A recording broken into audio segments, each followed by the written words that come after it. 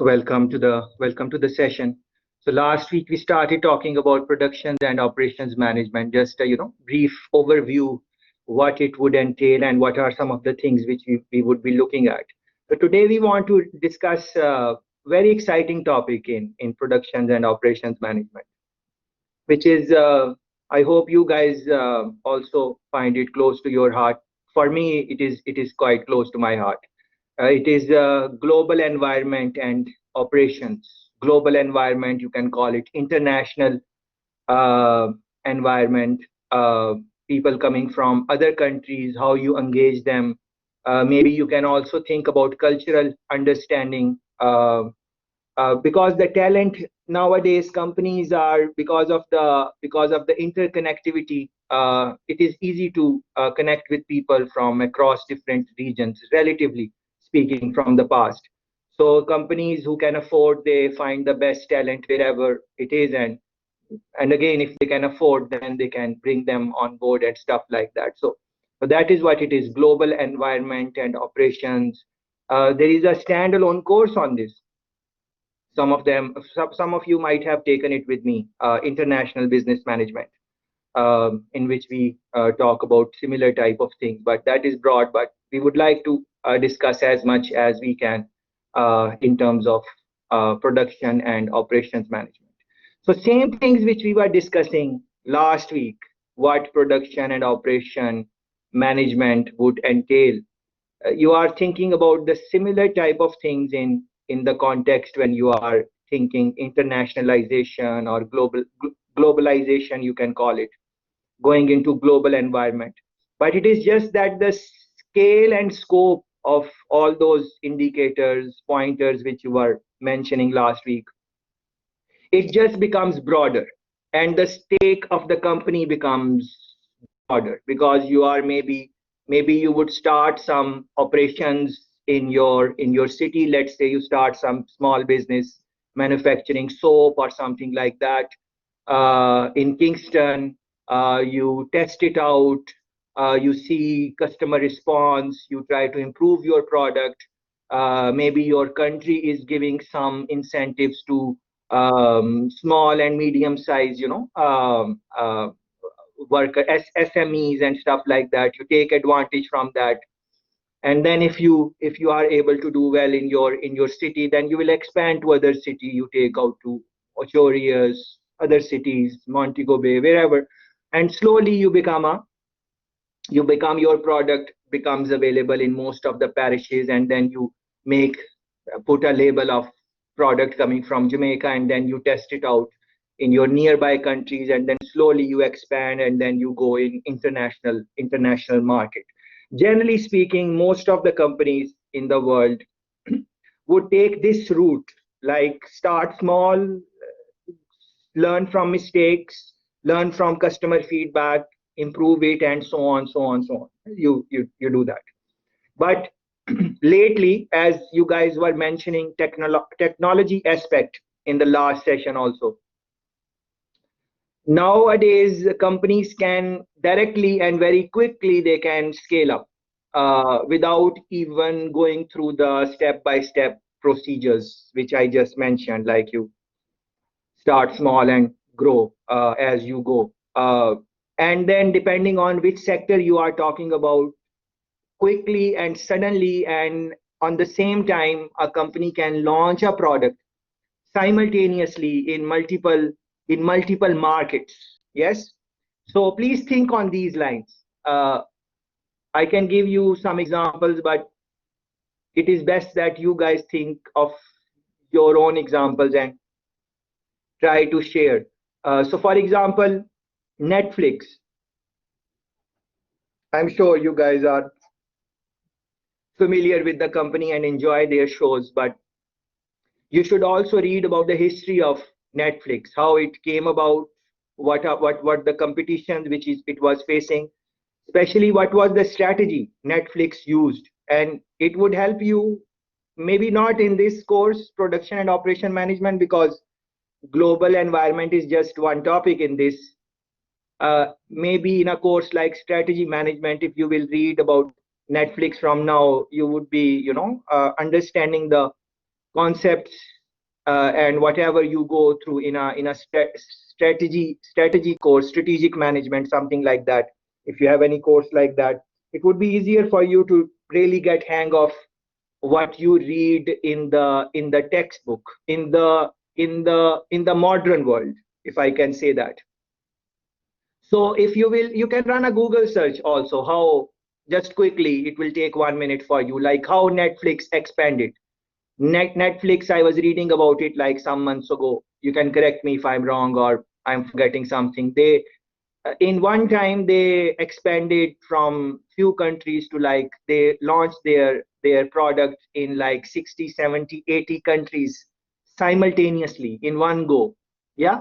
So launching it, I think I read like something like 90, but just to be safe, I said right now that 60, 70, 80.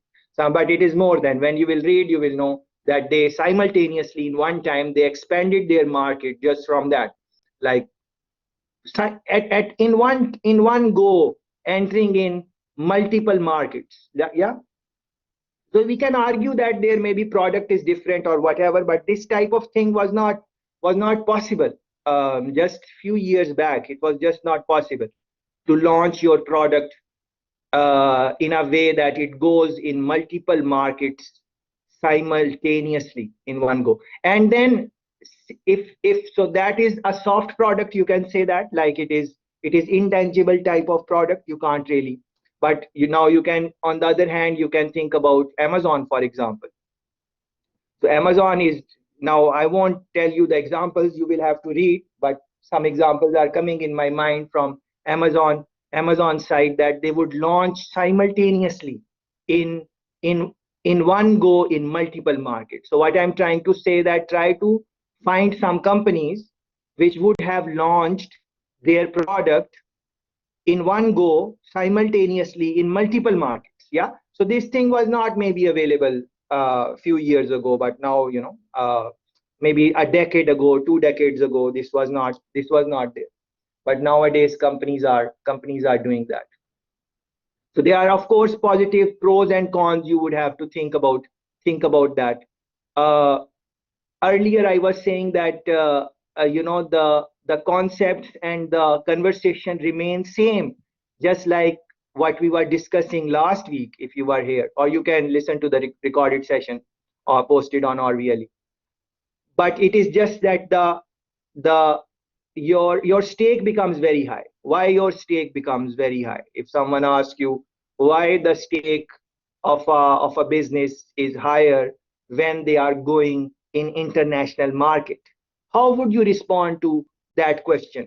Do you think that the stake is higher when you are going in international market, or you think that the stake is higher when you are expanding in the local environment? What are your views on these, some of the things which I said? Anything you can say, and then I will build on what you guys would have to say. Yeah, because no point, if we are going to have a live session, no point that I just talk. Otherwise, I can just record myself and post. Yes, anyone, please. The stake could be high. For one, you have to take into consideration the economic climate. Two, you have to also take into consideration the regulatory framework, because the laws and how you're launching and everything is different. You also take into consideration the niche, the type of niche that you want to tap into on the international market. You also have to take into consideration your delivery channels. You also have to take into consideration, it's a different currency, your pricing, a whole host of things you have to take into consideration. But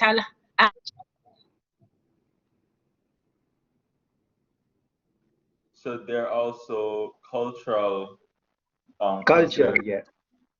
Because, for example, in, I think it's India, you wouldn't be able to sell a beef patty because the cow is cherished or worshipped in that country. So you have to consider certain other factors when entering new markets.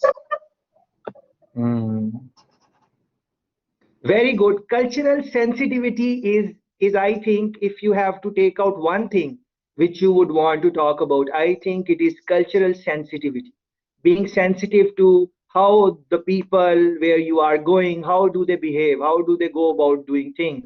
what are the things you can say and what are the things you cannot say to them. Cultural sensitivity, that is I think the key pointer which you would want to think about. And culture is something which is quite funny, because think about it, even in Jamaica, how many cultures are in Jamaica? How many different, even in, forget about Jamaica, even in Kingston, how many different type of cultures are there in Kingston? Different type of people coming from different socio-economic background, a different class, different type of jobs, different type of financial backgrounds, educational backgrounds, different from different area. Yeah, Kingston 5, Kingston 12. Yeah, you will see difference how people even go about their basic things. So that is so, see how hard it can be for a foreigner. What is Jamaican culture? If you have to explain a foreigner what is Jamaican culture, yeah, it can be quite tricky. How would you explain it? How they will understand what is the Jamaican culture before they come and start operating? So that is true. It is not just for Jamaica, for any country in the world, especially as the country grows big and big. This becomes a challenge. Like China. China is a very big country, one of the biggest countries in the world. What is the culture of China? How Chinese are? If I ask you, what do you think about Chinese? How are they? What are their work ethics? How Indians are? India is a pretty big country, more than 1 billion people. What is Indian culture? You might be able to say a couple of things, but what I'm trying to say, that we need to be mindful of stereotyping. This is all these pointers which I just mentioned. You elaborate them in a course like International Business Management. And on the YouTube channel, if you will go there, you will see some small 3-minute clips. I've posted like 20, 30. I plan to post many more in the coming month. So you should look into those also. They will help you understand this topic, which we are trying to understand: global environment in the sense of operations and production management. From the last class, I want to link these pointers with the last class. Remember, we were talking about that a country should think about what are some of the skills which will be required in the future, in the job market, and then communicate that to universities, or universities do their own research and improve their curriculum, course content, and then give those skills to the undergraduates, so they can be employable, and so on and so forth. If you are going to expand, take your production in an international country, you would want to look into those things. For example, we were talking about the skill set which you would require.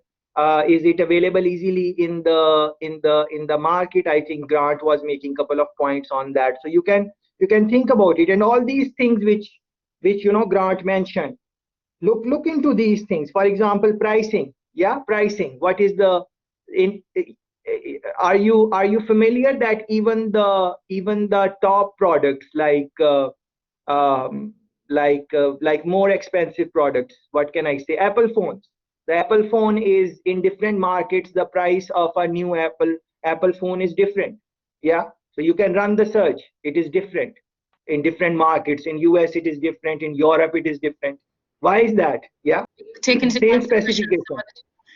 Consideration some of the time in these different countries, there are different taxes that are applied. So in your pricing of your product, you have to also take those things in. So where the delivery channel aspect of things too, where the product's gonna be shipped, you're shipping, all of those things you have to take into consideration in your pricing of your goods. Another thing I was meaning to ask. Another thing I'm meaning to ask is, Tashveen, my chain of thoughts just went. Yes, okay, no problem. It happens. It will come back. Your thought will come back. So regulation, for example, you might have priced your goods in a best way, but this is very interesting point. It can be it can be compromised. You go in in a country, and that country is putting heavy taxes, and not just taxes, other things like, if you think about, for example, our beautiful country, which has, of course, a lot of potential, but look at the, for example, electricity cost, corporate bill for electricity, water, corporate bill, yeah. So it's quite expensive, and then if the government is not giving some type of, backup to small and medium sized businesses, then it can become very challenging for them. And no, I'm glad you said that. That's where I was going as well. Will be challenging, especially for small businesses, especially to launch. If you're coming from a third world country, going to launch your product in a first world country, these things can tend to be pricey, especially where your marketing aspect of things. So sometimes it's good to ascertain partnership, or you may maybe have agreement with those big conglomerate companies like Amazon, where their market research team, they can do those things and tap and give you certain studies, so it can help you in your strategic aspect of how do you launch your product. So though it's kind of a bit difficult for third world countries sometimes to tap in, because it is so expensive to do certain studies. It's good to sometimes hire a marketing company, who, what is less, that they will offer their services at a cheaper cost for you, instead of you sending a team to go and do it yourself. It can become pretty pricey and expensive. Very good. And now link it with last week's discussion. Like, if the product is going to become pricey and expensive, how it is going to compete even in local market? Because in local market, you would have a same type of pen. This pen is made in Jamaica, but it cost high. Same type of pen coming from China or some other country, even from countries like Trinidad and nearby countries in Caribbean. And at the end of the day, consumer is not going to go and buy Jamaica. People don't just buy, like, you put on these like slogans and you say you love your country is Jamaica, buy Jamaican product. Yes, very good. We should support our country, but at the end of the day, a consumer don't look at it. Maybe a couple of consumers would buy Jamaica even if it is expensive. But just like we were talking last week, on a wider scale, it is not going to go anywhere. It looks good on theory, but practical thing is very different. And then you are in the same type of rut, as I was trying to explain earlier, that to go in international market, to expand your operations from local to international, generally the traditional ways that you start small, you expand from your city to city, and over a period of time you take your product abroad. But that is never going to happen because of the support you are getting, the drive you have, personally speaking, the incentives for small and medium sized businesses. Although we have ministries, and I'm not trying to say that government is not doing anything. Of course, government is doing so much. They are doing whatever they can, but everyone has their limitation, restriction. So many things are there. Of course, they can do more, but they are doing what they can in the situation. The main problem is that once you go in this type of cycle where you have taken loans from IMF and World Bank and so on, then you have to service your payments. Then it becomes very, very, very tricky for you to come out from there. But anyways, let's come back to what we were discussing. So all these things which Grant was mentioning: economic climate, your distribution, delivery channels. That is very interesting point, because you would want to look that also. How good is the infrastructure? For example, internet availability. How good is internet availability in the country? How good are the roads? What are the rates for transportation, and so on? You would want to think about all those things when you are taking your product in the international, in the global, your operations in the global environment. One pointer came to my mind when our friend was talking about partnerships. That is very interesting. Like you would want to do partnerships and stuff like that. Like we have this very big business, international business coming from Jamaica, Jamaican business, very good business, Grace Kennedy. Yeah, all of us are familiar with that. Do they make all of the products themselves? All the products which are labeled Grace Kennedy, are they really made by No. Grace Kennedy or some other people? Yeah, see, very good. So there are many products which are not made by Grace Kennedy. I'm just taking one name. Others are same, and it is not just. I'm not trying to go after Grace Kennedy or not. I already said it's a wonderful company. It what they have achieved is phenomenal. But it's in all developing countries, this is the case that these bigger companies would collaborate or partnership with smaller businesses, and then no one would really know their name or something, because the logo and label is coming from the big company. Like in this case, it is Grace Kennedy, and they are making most of the money. So small business is not really, yes, they are increasing they are getting something. It is better to get something than nothing. One should be thankful that we have some companies like Vycinco, Grace Kennedy, and so on. Even other companies like Jamaica Broilers, because they do some type of partnerships with farmers, local farmers. True Juice, all of these wonderful companies. But the smaller business, generally speaking, would not gain as much from these type of partnerships as the bigger companies would would do so. But do some research. This is the main point. Is this, do some research on this, like how do other countries take care of this issue? There are other Oh, developing countries. They have oh, similar type of similar. They have similar type of issue, but they have some type of in the agreements. They have some type of negotiation or settlements where the smaller business, at least in the short run, they give them some incentives where they can stand on their feet, and then so on. You just have to run some Google search. You will find out. Yes, Grant, please go that's ahead. why Alibaba is here, sir. That's why Alibaba, because for my business, what I do, I don't have to go through Amazon anymore.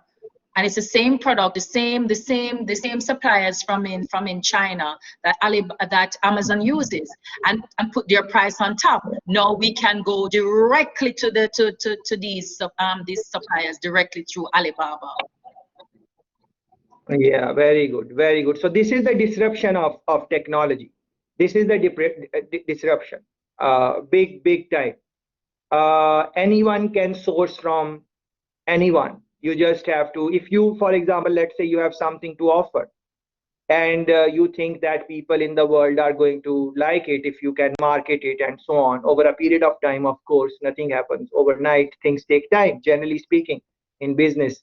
So you can just make some type of website, and you can people will start engaging you, and over a period of time, you will, if you are good in your thing, you will make some type of credibility, and people might reach you out, and they might ask for your product. And if you are really committed to it, and in the long run, this thing takes time, of course, because you are doing it on your own. You don't have those type of networking and marketing and the budget, just like these big companies we are talking about. You don't have that. But over a period of time, things can grow for you. On a side note, because I am very high for entrepreneurial activities, instead of just uh, attending school, weekend school, completing your degree, and working for someone job. And all of those are good things. I'm doing same thing. I'm also working for other people. But in the somewhere along the line, you should try something like like some type of entrepreneurial activities. And all these companies, even we spoke about Grace, Vycinco, you look at them, yeah, they started very small. Over a period of time, they grew.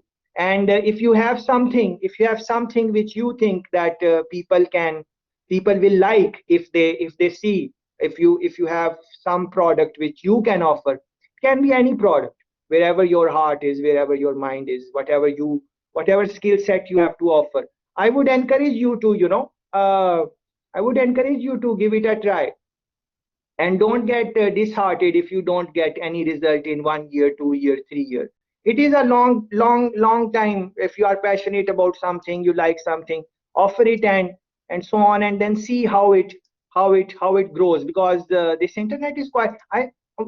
Let me show you something. Maybe you will from my own experience.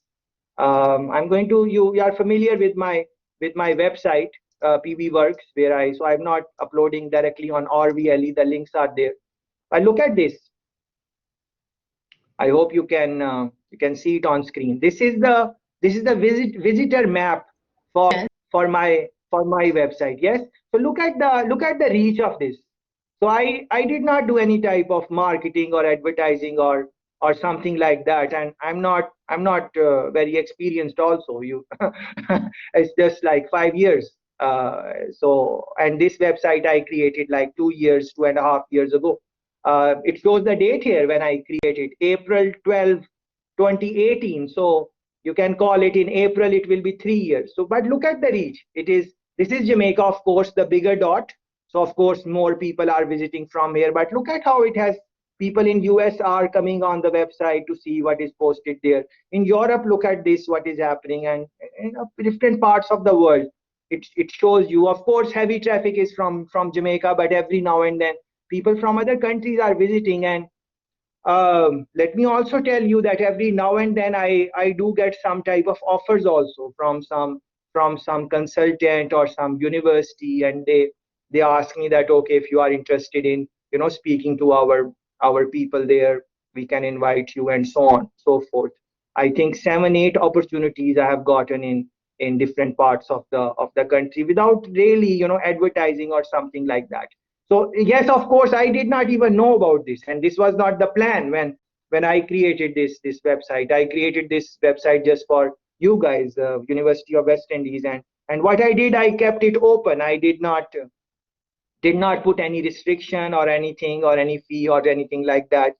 As I am looking at something, I find something interesting, I put on the website, and it just grew, and over a period of time, this is where are. And then now I can think about it. I can maybe tailor some courses, put it on online, maybe charge something, maybe less, or maybe don't charge anything in the beginning, and then over a period of time, it can grow. So I would encourage you to do these type of some type of entrepreneur, some type of production of your own, some type of operations of your own.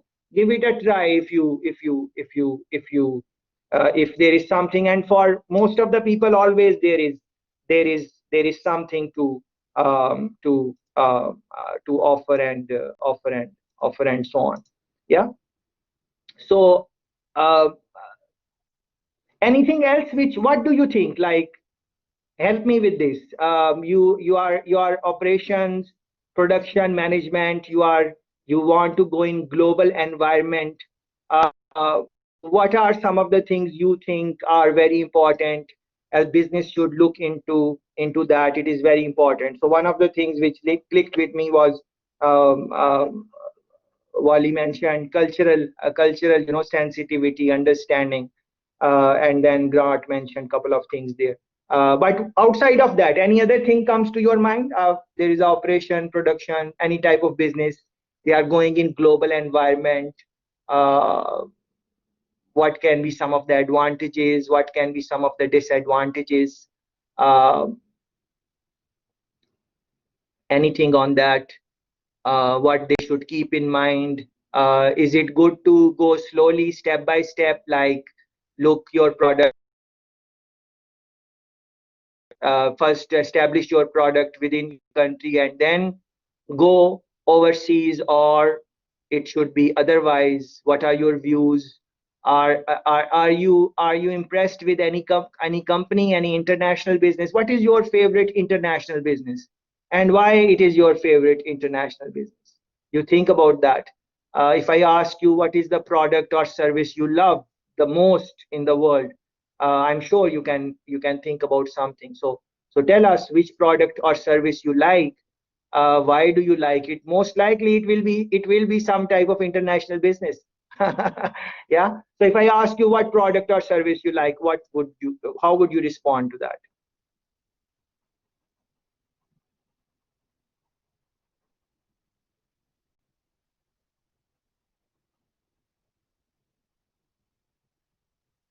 For example, I was telling you guys, I like the company Pepsi, for example.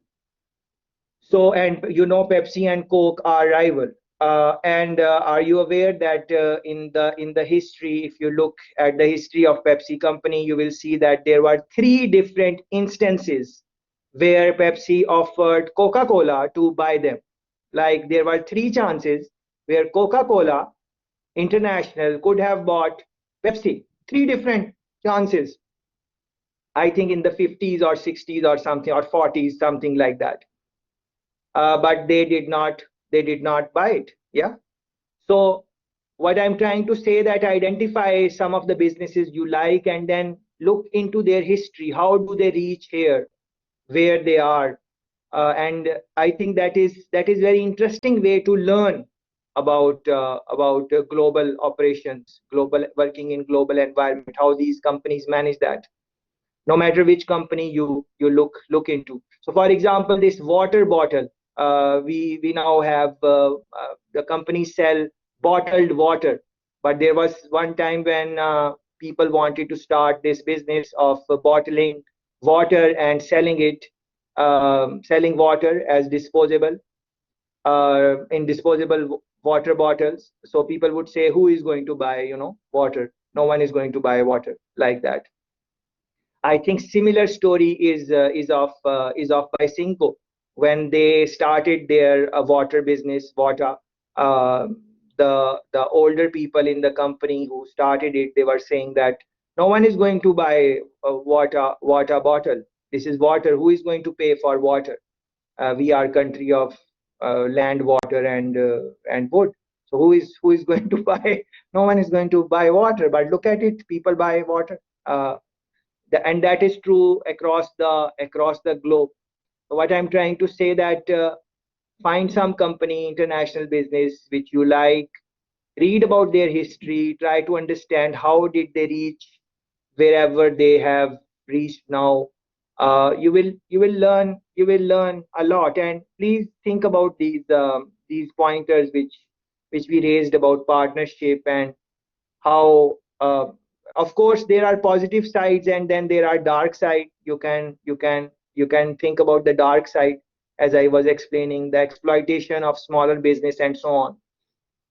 And then there is a positive side, that if the bigger companies will not include or make partners these smaller businesses, they are going to die eventually anyways, or they will, if they are in Maypen, they will stay in Maypen. They won't be able to even go to uh, nearby cities. Forget about the major cities. Yes.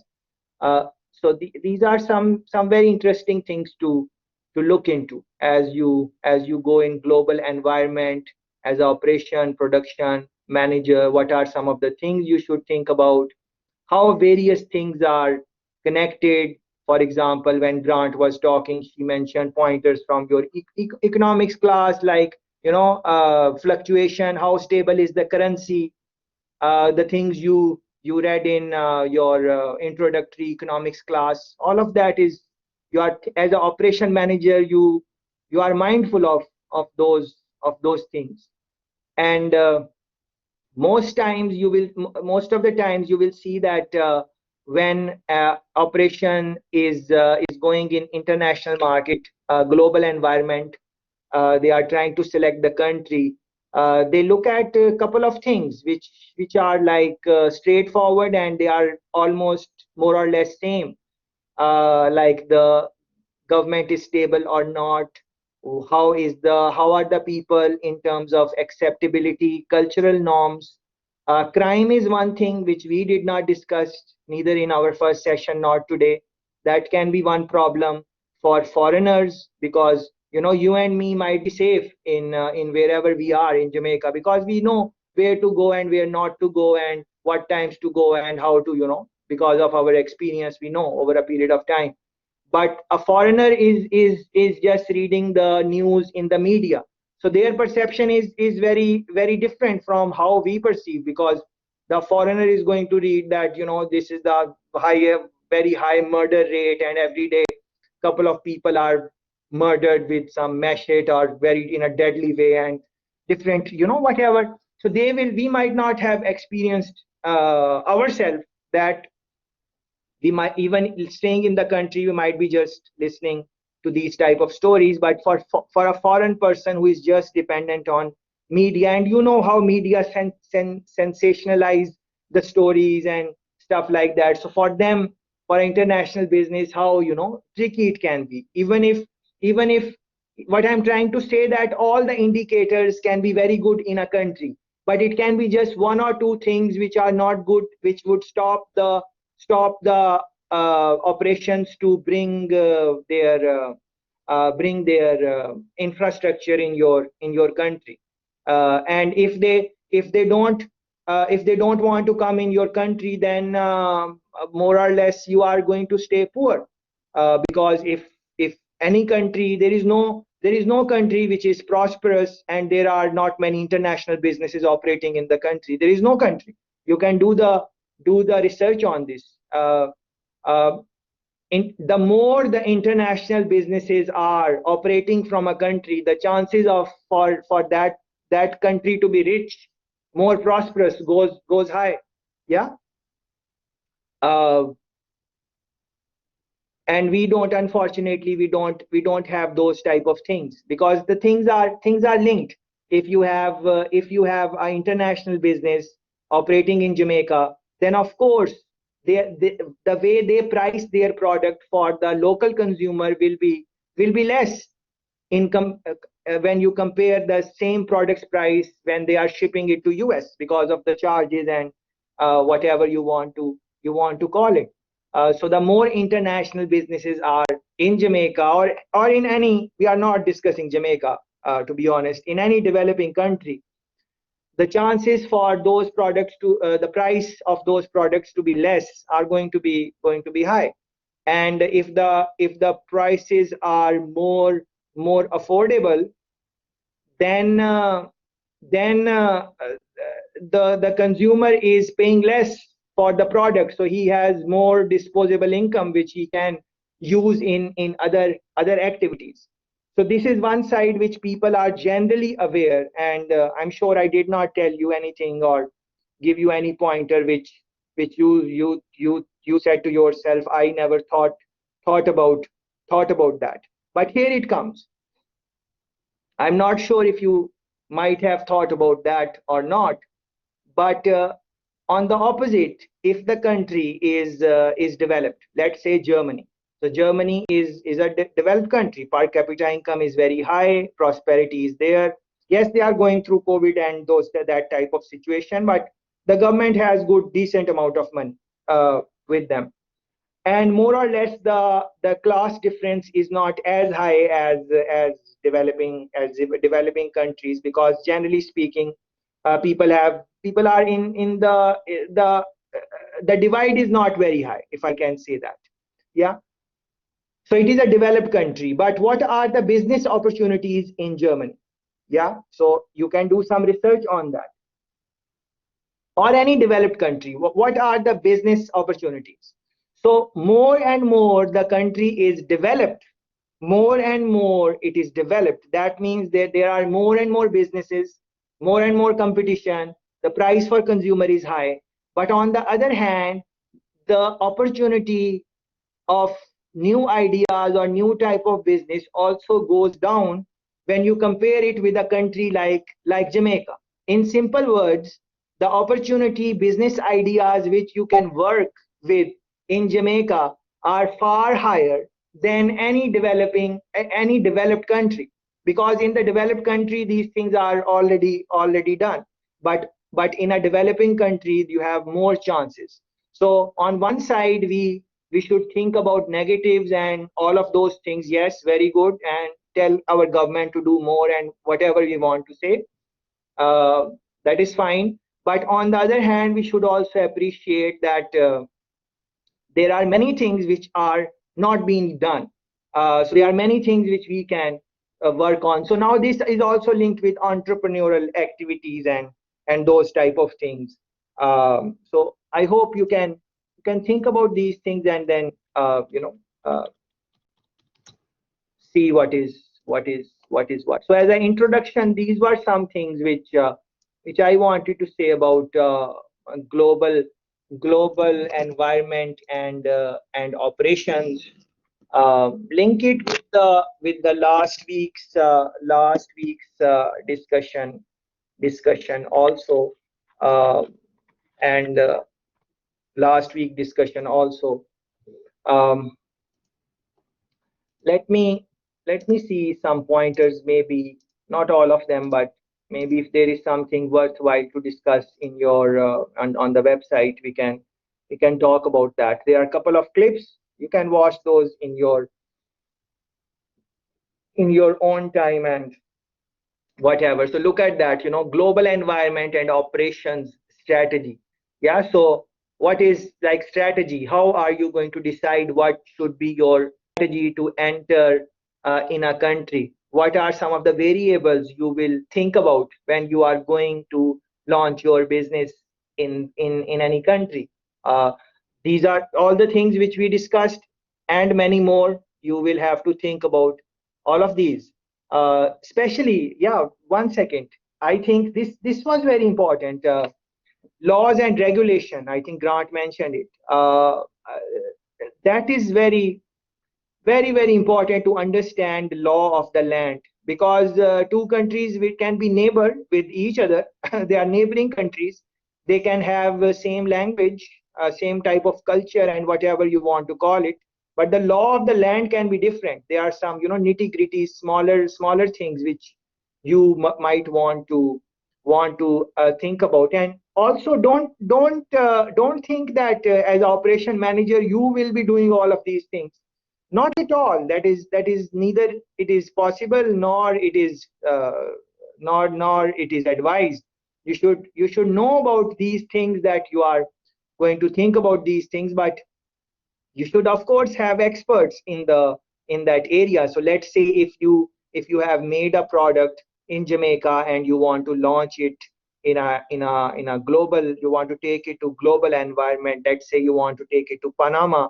Now you need a lawyer who is very well versed with the laws of Jamaica and laws of Panama and all the countries where the shipment is going to pass through. So basically, he is very familiar with he or she is the lawyer is very familiar with the laws, regulations. Plus, he or she has experience of taking care of these type of deals, shipments, launches, whatever you want to call it. Because if it's not that sometimes you just read it, but you have not practiced it, and many times in practice things are very different. So you would hire people, experts in those type of laws, and they will advise you what is missing. So before you launch, you need to think about this thing.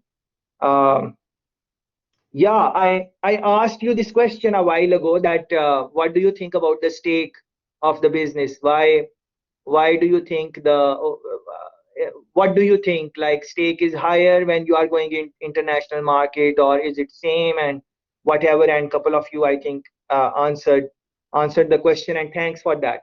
One point I wanted to mention on that.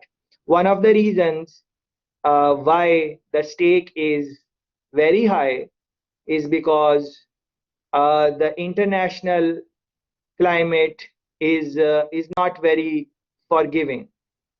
Because let's say you make a product and you launch it, all your competition is going to know that you are launching this. Once you launch, everyone will know, your consumer will know, customer will know, your advertising campaign and everything, people will know about it, because you are telling them you are going to market it. It's not something in secret you are going to do. You are going to tell the world that this is what we are doing.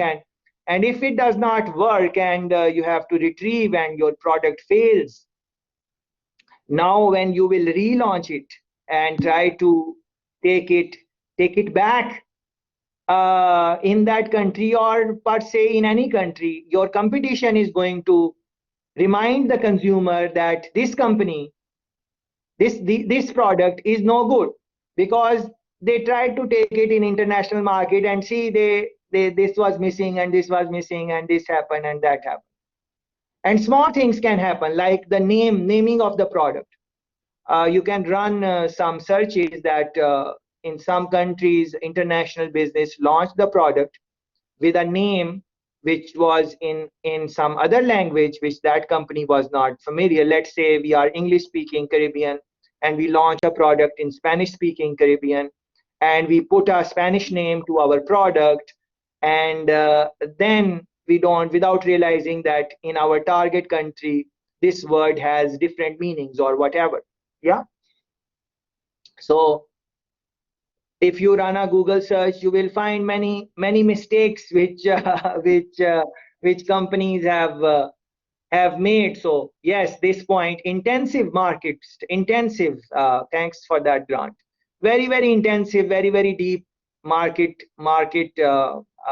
study is required on a very timely fashion, because when you are going to do intensive study, of course it is going to take time, but you don't have much time because your competition is also trying to find out what are you working on, what are the researches you are doing, and just to know that what is the next product you are coming from. So you have to keep it to us in a secretive way also, and you have less time also. It's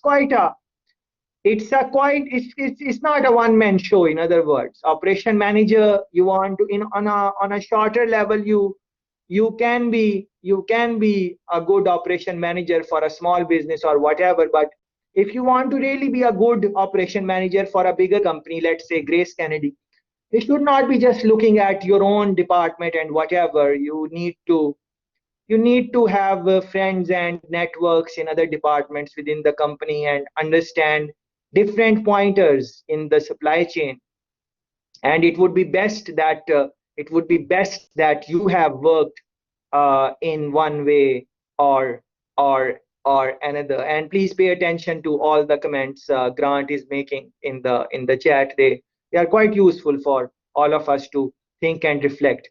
From what she's writing, a point came to my mind that you can see this, that these big shots who have their children, like these big companies in Jamaica, they have their children and they want them to come as on a bigger job, on a bigger role. You would see that they would send them on rotation, 3 months in that department, 3 months in that department, 3 months in that department.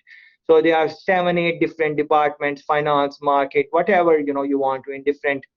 And they put them for 3 months, 2 months, 4 months, something like that. And then in 2 years, they know like all of the business. And I think that is very interesting way to introduce them to various areas before they are given any type of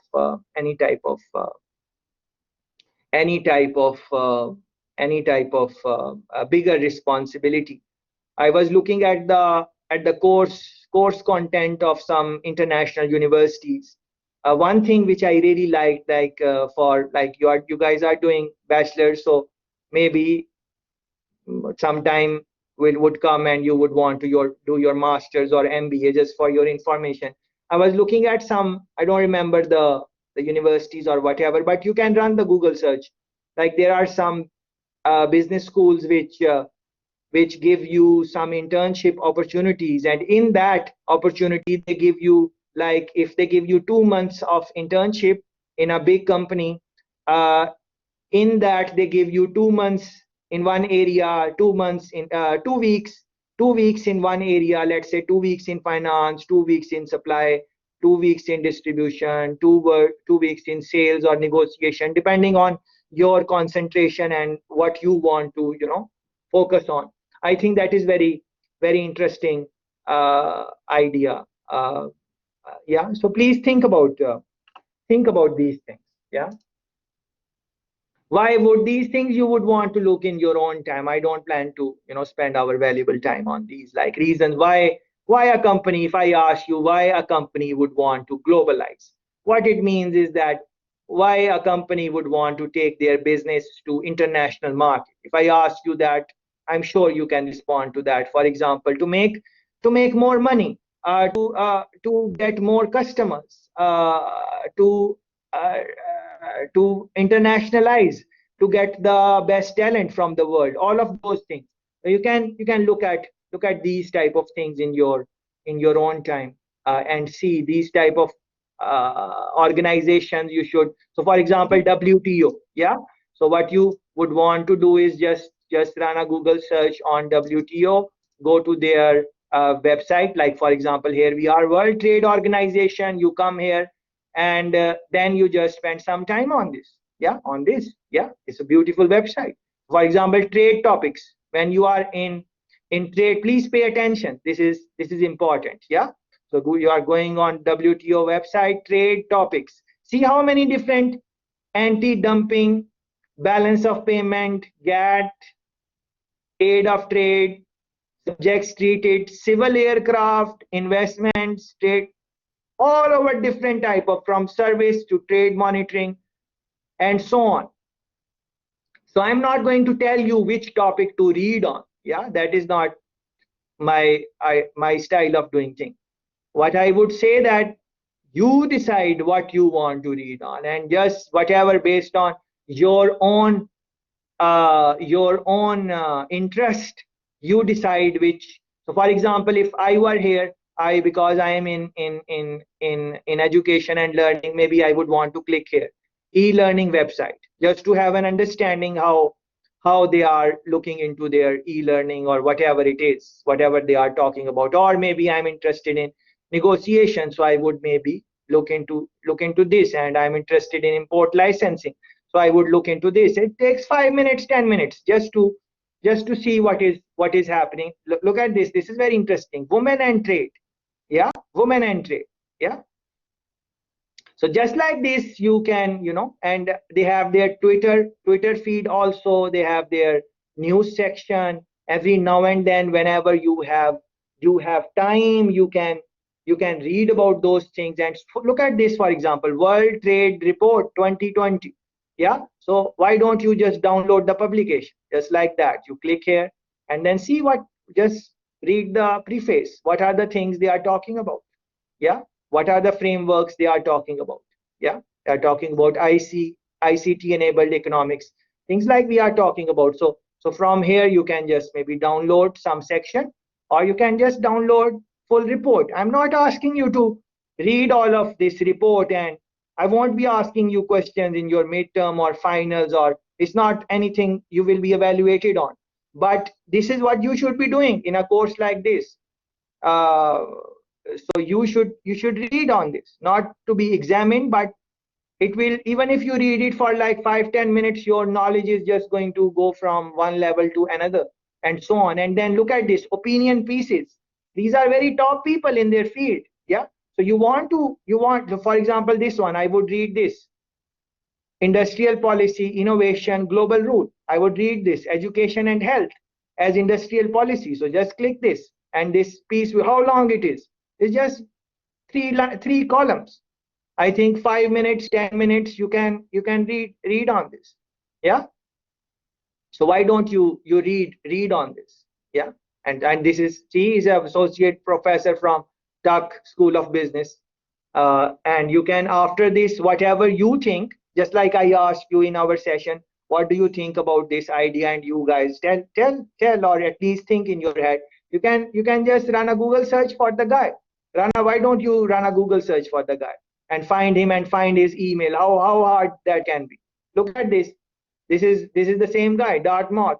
You go on the site, find his email. This is the email. This is his email.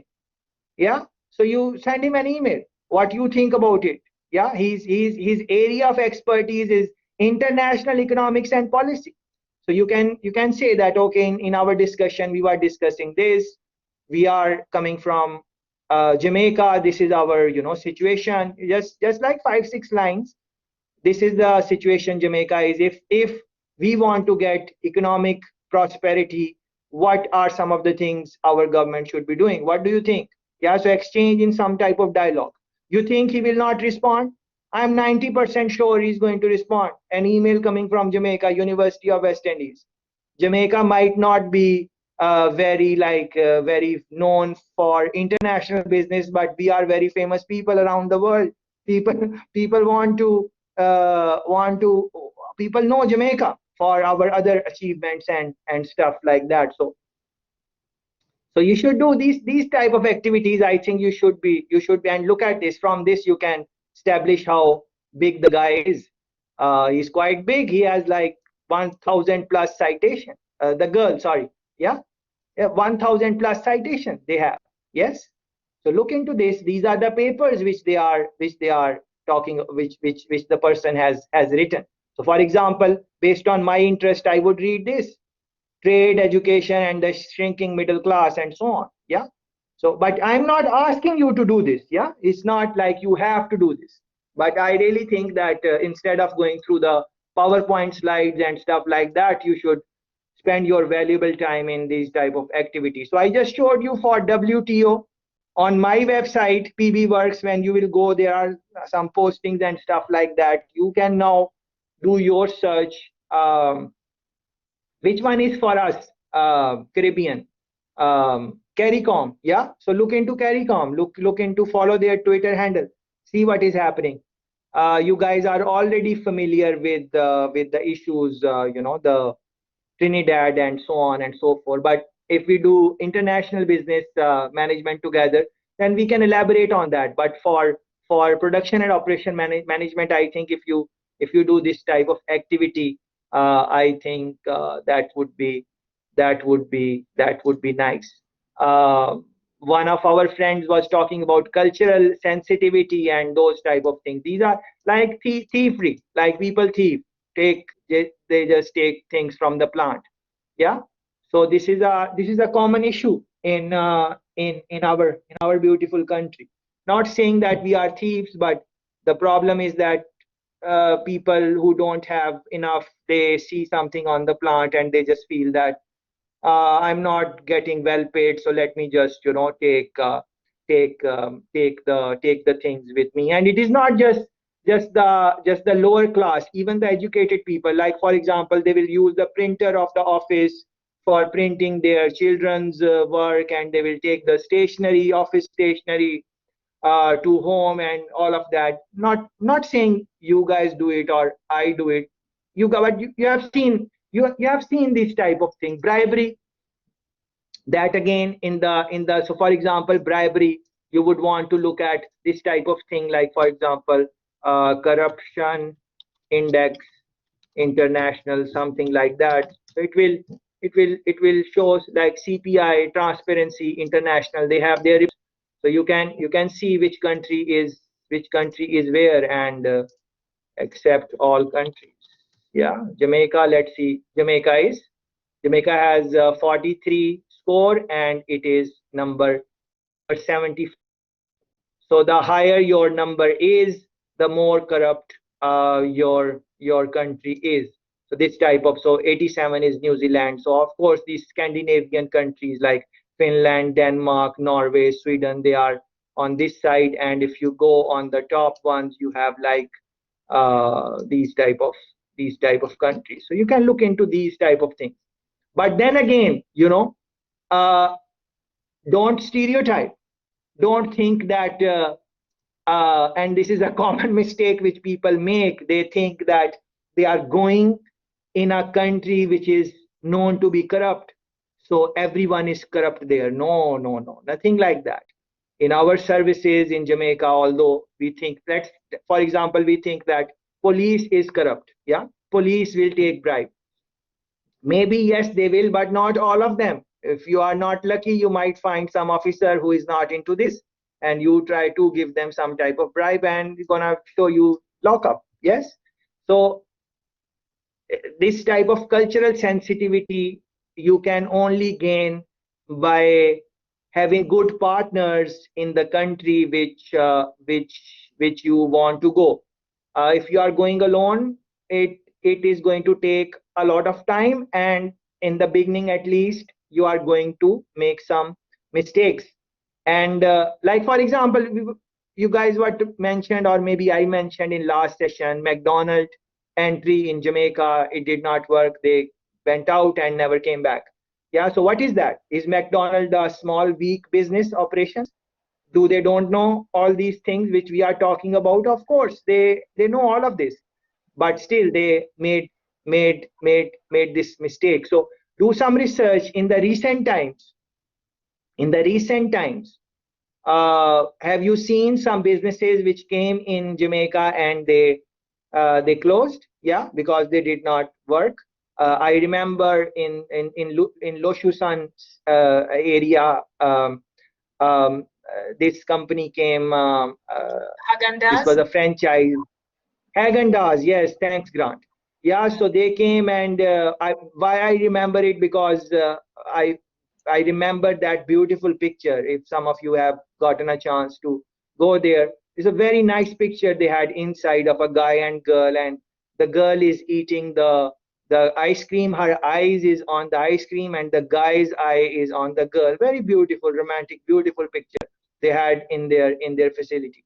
But what happened to that? It did not really work. And I remember I was there with my brother, and we were enjoying ice cream, and I said to him, this place is going to close. And he said that maybe not, because strong people are behind it. Um, One of the strong families of Jamaica, they are the ones who brought it. They are in big business. I'm sure you guys are familiar with the company. So I said it is priced very high. And look at this, the people who are here, they are, how much ice cream they are Certain niche. buying. So for how many, and the price is very high, and then people like our ice cream, Devon Devon House House ice ice cream. cream. That is the Exactly. that is the that is the brand which majority of the people are going for. And it and look at this location. There's prime location, very nice. Look at the staff. The staff was very, like, good staff. I'm sure they got training and everything, all of that. So they could not sustain, and they had to, although the ice cream Haagen-Dazs is premium brand, it is Ice available cream. in Jamaica, but Yep. in the stores it Very is available as a matter. Yeah. So, but it could not sustain as a franchise because of these same reason which some of them Grant mentioned. The one of the ones was pricing of the product. At the end of the day, consumer is is going to go for pricing. Of course, it's not that people, no one was there. People were there, we were there, other people were there. They were enjoying that, and every now and then people would go, but it won't be a commodity where people would just go every all the time. And then you can compare with the operations of other successful franchises. Which franchises are successful in Juicy Patty is very successful franchise. It's not about liking. Me and you might not like patties and whatever, that is fine. But as a business, Juicy Patty is phenomenal business from nowhere. Look at where they are.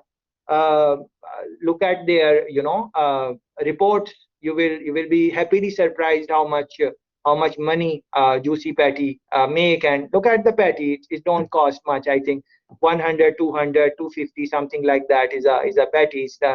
It's not expensive, but because of their pricing and what they offer in that price and the competition, they are doing well. And then look at the competition, Mothers, how are they performing? So I think that instead of just read, of course you are going to read the book and the slides and everything. That is for your midterm exam and final exam, because it's multiple choice and that. So it is important to score high, but more important is to reflect and think about these things, I think. But you can decide how you want to look into this. So child labor, for example, child labor laws, they are different in countries. I think I've said more than what I plan to. I'm now tending to go more towards the international business management class than production and operation management class. So I think what I have said is okay. You now have to look into these things, and like for example, this one, you look at this in your introductory marketing class, product life cycle. Don't get worried even if you have not looked at it. It's very easy to understand. It's the introduction. You introduce the product. Either it will grow or it will not grow. If it does not grow, it will come out of the market. If it grows, then eventually it will go towards maturity, and then eventually it will decline. And even if it is growing, businesses keep on inventing innovation, new idea creation. That is very important as an operation production manager. You always have to be on a lookout to find what is new you can offer. You can't just rely on the same things. For example, I was looking at this um, because I am, addicted to soda, so I am always always looking at what is the new thing in the market. It is relatively new, but maybe you guys might not know about this. I don't know this one. Yeah. So this is Coca-Cola International. No, Coca-Cola US, and this is what they are offering: Coca-Cola with coffee. Yeah, and they have different flavors in that. I have not seen it in the local market yet. So if any one of you get a chance to see it, please send me an email so I can go and with the location where it is available, so I can go and try it. Yeah. So look at this Coca-Cola international brand. They are like one of the most successful businesses. Business schools make students read about their strategy and so on. They are like all over the world, and in all the markets they are doing better than Pepsi. We in Jamaica maybe like more Pepsi, but even that was in the past, maybe 5, 6, 7 years ago, that was true. But if you look at the current statistics, Coca-Cola is being sold more than Pepsi. But based on my preference, I still like Pepsi, but Coca-Cola is exceeding the sales figure and so on. And you can observe that in the pharmacies and supermarkets and so on. So what I'm trying to say, that even big companies like Coca-Cola, they are like reinventing themselves. How old is this company? This is like more than 100 years old company. Coca-Cola, Pepsi, they came like in not in the last century, the century before. I think 1800, 1800, 1800 something, if I am not, my God, which year they came? Yeah, 1886. Yeah, 134-year-old company. So if a company is that old, 134-year-old, then these are the things which they have been doing in different times and spaces, that to reinvent themselves and find new type of audience and so on. So growth, yes. Even if the market is almost getting matured for Coca-Cola, they are still ensuring that they stay on in this growth. So to stay in this, they keep on coming up with new products and so on. And that was from international market. But look at our local market. Have not you seen that? Please remind me, because I'm forgetting the flavors now. True Juice recently. Have not you seen that they have been coming with new flavors? Please remind me of some of the flavors, True Juice, which they were not offering like 2, 3 years ago. Now they are offering. Anything comes to your mind?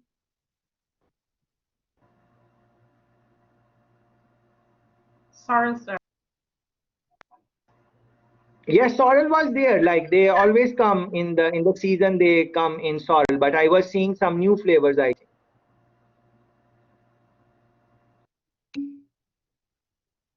Yeah, for example, lychee. Yes, so they were not offering that. Look at in the chat now. Yes, they are. So why they are doing that? If you look at their most sold products, they would be the same ones which they have been offering. But they are always trying to do something new. Why they are doing it? So they can stay in this region. The way I look at it, marketing. But you can discuss this in your marketing class, and also think about this in your own time.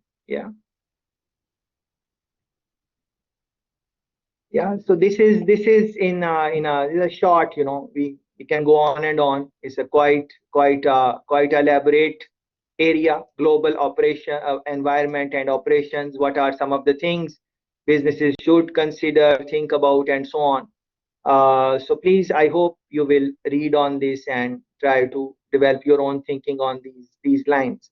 As you are looking into operation manager, uh, operations management, production management is another area which you will see again and again, which is called project management. Because in operations, uh, there are different projects which you are managing to run the operation, and you should be good in that area. And you guys kind of shed some light on that when I was asking you about some characteristics in the last session last week. And one of the characteristics I can recall, you guys mentioned something like time management and all of that. So that is part of project management, how you are managing not just your time, but all of different type of resources. Time is just one resource. All different type of resources, for example, human beings, for example, your equipment, your workers, all of that. And in that you use different tools and stuff like that. So when you are using those tools, which there is a standalone course on this project management, which you can take if you are interested. I'm not sure if it is offered in weekend school or not, but in full time it is offered. And I'm sure you guys are familiar with the certification, project management certification. So in that certification, what are the things which people are learning? Essentially, they are the tools to manage different areas, time cycles, in how much time what should be completed, and so on. Uh, so let me ask you, think about any type of project. Think about any type of project. Maybe your some project which you did in school, maybe some project you did at work or you are doing at home. Uh, it's a simple question. Please help me answer it. What are some of the things you need to consider when you are managing a project? What are some of the things which you need to consider when you are managing project? Try to come up with new things, not the things which we might have mentioned today or in the last session. For example, you guys mentioned time management, so we understand that. Outside of that, what are some of the things which a project manager should think about when they are managing a project? What are the key areas, or what are some of the characteristics which project managers should show to run the project effectively? Anything on that? If anyone can say a couple of things, please.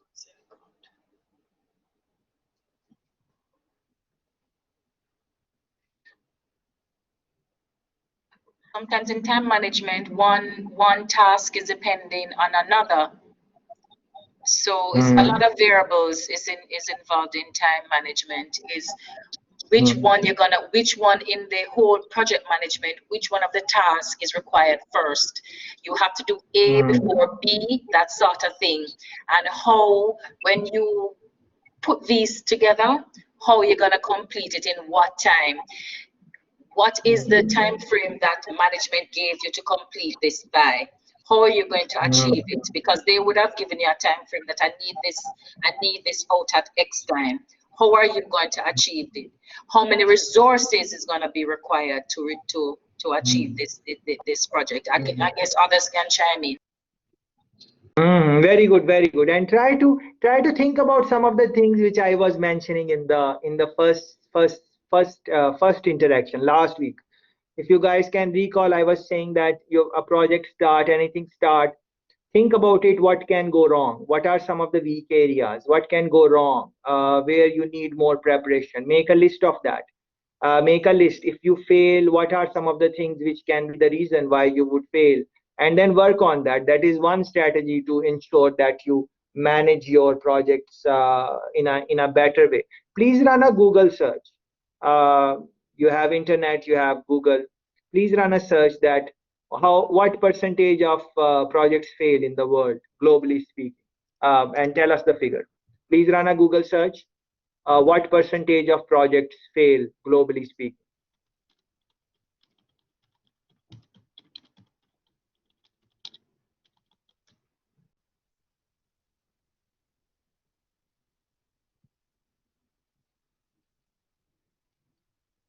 Sir, in all things project management, you have to also apportion the eventuality of something should happen. You have to take that into consideration. That is not only one way you're going to complete this project.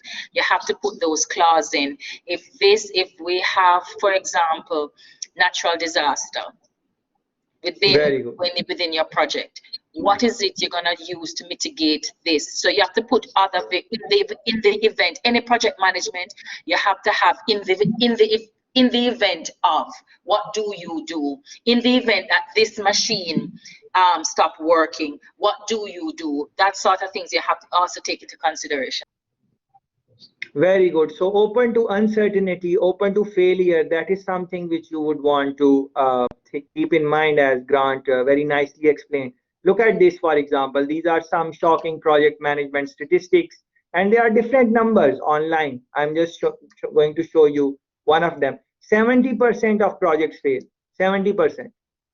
Yeah, in some websites they are telling that more than that fail. Yeah, so what we are trying to say, that majority of the projects fail in the world. Why do they fail? Because there are so many variables which you want to think about, and every now and then companies miss one or two, three, four variables, and then it just comes out. Another thing, because project many times, especially in bigger companies, and the way we want to discuss project management, at least they are done not by a single person. More than one people are involved in that. So people management is one skill which is, I think, very important for project management. People sometimes think that they are perfect, they cannot lose.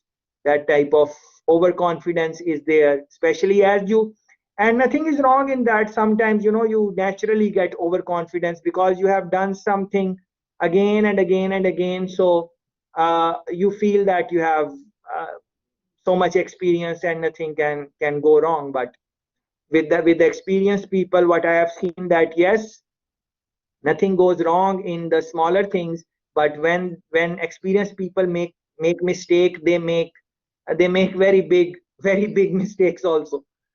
First of all, they don't make in the natural day-to-day activities, which are reoccurring type of thing. But if they falter, they falter big. So you would want to think about that.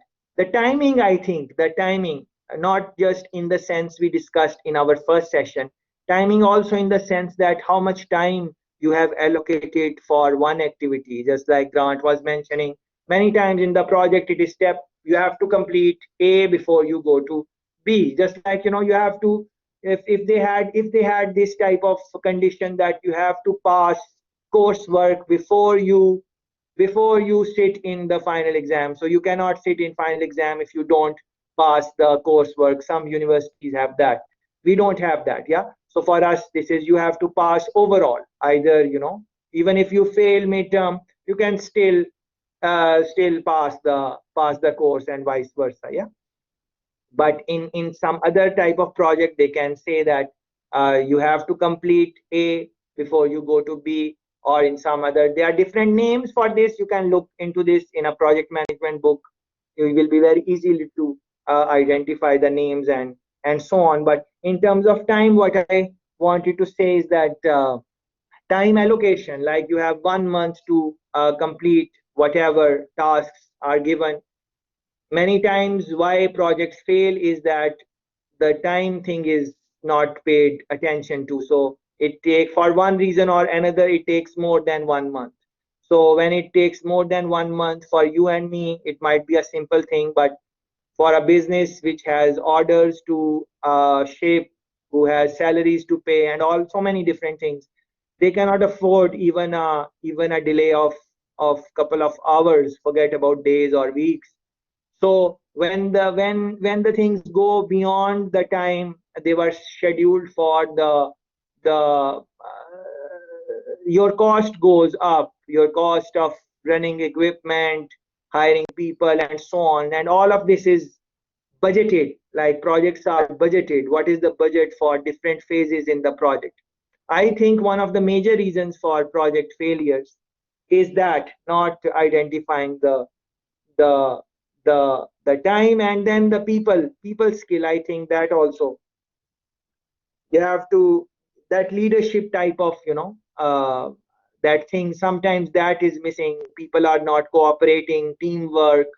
Grant is saying, collaboration, exchange of ideas, that is not there for one reason or another. Like, look at this what we are today. This is a project. We are doing, what was our project? To conduct the session from 2:30 to 5, or whatever time we decide to stay. Yeah, so for 2 hours, roughly speaking, we are trying to engage. This is a project. I am trying to lead the project, but I cannot lead it alone without your cooperation. So every now and then I would want you to, give some ideas and whatever, and you are maybe saying something and it is triggering my thought process, and then I'm saying, so it is type of collaboration, teamwork, and you are trying to understand whatever the topic of discussion is, and so on. And then afterwards you will read the book chapter and look at the videos and so on. Yes, and then think about these things. But look at this, how many people are collaborating? There are like how many people in right now? Like we have like 15 people, more than 10 people are there. But how many people are actively willing to share what they know, or willing to say what they think, and sharing their ideas, or willing to give examples and so on? Not everyone. Yes. Why is it that some people are open to give ideas and others are not open to give ideas? It is not that only the people who are speaking, they have the ideas and other people don't have ideas. Somewhere the people who are not maybe speaking or writing in chat, they are maybe, maybe not, maybe they are not maybe seeing the point. Maybe they are doing something else right now. Maybe it is like end of their Saturday, to do other activities, and they want to do other activities, and it is, they were tired from the morning, and whatever. So many things are involved there. So as a project lead, my job is to maybe make something, make something, take out something from you in terms of point or so on. Yeah, but it can be very challenging. For example, if I were in a face-to-face environment before COVID, it is relatively very easy that for me to ask you questions and then you will respond and so on. But in this type of dynamics, it becomes challenging and so on. So think about this. Global operations are being run in this environment now. Yes, where people are from different cultures, where language is a big barrier, where way of communicating is different, where way of giving ideas is different. In some cultures, people are okay to speak. In other cultures, people are okay if they can write. In some other cultures, they are only giving ideas in private. They don't want to give, in some cultures, people are more agreeable. They don't want to confront other people. Yeah, so for example, this risk, that risk management, I think. So I remember from this point, which who is this friend Kamoya mentioned, scared of risk. I remember that when I was doing this session with you guys, with school, before COVID, and the similar conversation we were having, and one of the colleagues mentioned that risk management. He was saying that essentially what we are doing is, we are in project management, we are looking at risk and managing that. So I did not say that. One of the colleagues, I was just talking like the same way I'm talking now, And from all of this, at the end of the session, he was saying that essentially we are, as operation manager, we are looking at risk management, and we are trying to reduce the risk in different areas, be it human beings, be it technology, equipment, time, whatever it is. We are trying to do that. So please look into the pointers posted in the chat.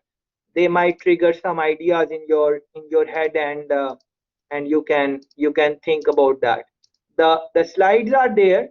I don't necessarily want to discuss the slides. They are pretty basic. What I want you to is to definitely read the chapter to get a better understanding. But these are a couple of papers I am seeing posted on the website. So these are slides here. You can look into that. I think this is where I added risk management once that colleague mentioned that. So maybe you guys can mention something, or later on send me some things which you will read on global environment and project management, and you can email me that, so I also know that you guys are reading or not. But again, that is not compulsory. It is just for those who are maybe interested. I have posted this book on project management just for your reference. I think that course would be nice. The certification project management, I think that would help you in whatever you would do. Basic tools of managing projects. Uh, yeah. So these are two short readings which I'm going to quickly take you through, but I would really want you to read them in detail when you get time. So one of them is why good projects fail anyway. I really enjoyed this reading. It is relatively old article, but the pointers which are in this article, I'm sure you will learn a thing or two from these. Why good projects fail? Yeah, you have good manager, you have good workers, the company is supportive, you understand the culture. So many variables, as our friends were mentioning, that there are so many things you have to look into. But still, why do good projects fail? What are some of the things which can happen? So this is very interesting, nice article. It is not very long. You should read this. For example, this one: managers expect they can plan for all the variables in a complex project in advance, but they cannot. As Grant was mentioning, that there are so many variables which you have to look at, and managers, especially as they get more and more experience, they tend to think that they can plan for all the variables in a complex project in advance because they have more experience. A newcomer is not going to think like that. Someone who is new, first day on the job, if the person is in the right mind, they are not going to think. They will know that they are just starting out. But as you get more and more experience, you get that type of tendency. But it is important to remember that nobody is that smart or has that clear crystal ball, because many of the things are in the future. I think forecasting is one of the topics which we will be doing, I think, next week or the following week. Forecasting, and what are some of the things you should remember in that. So no one really knows what is in the future. You can make some estimation and so on, but this is one of the mistakes, for example, which managers make. And I just showed you one of the statistics that more than 70%, around 70% of the projects fail. Now in different industries, the rate can go high or low, but generally speaking, majority of the projects fail, meaning that they don't give the type of results which the project owners or the stakeholders thought about as they were starting the project, and so on. The leadership balancing act, for example, I mentioned that also a while ago, that the role of leader, project manager, that is very, I think, important, especially when it comes to teamwork, when it comes to collaboration. You want to ensure that no one feels left out. Everyone is, everyone is taken on board. But then it is easier to say that, because in practicality of the things, if there are four people in a, and you are going to listen to all of their suggestions, but at the end of the day you are going to take one route, and you can't, if all four are giving different ideas, you have to negate three and you have to take one idea forward. So how you will manage the expectation of the people whose idea you did not take?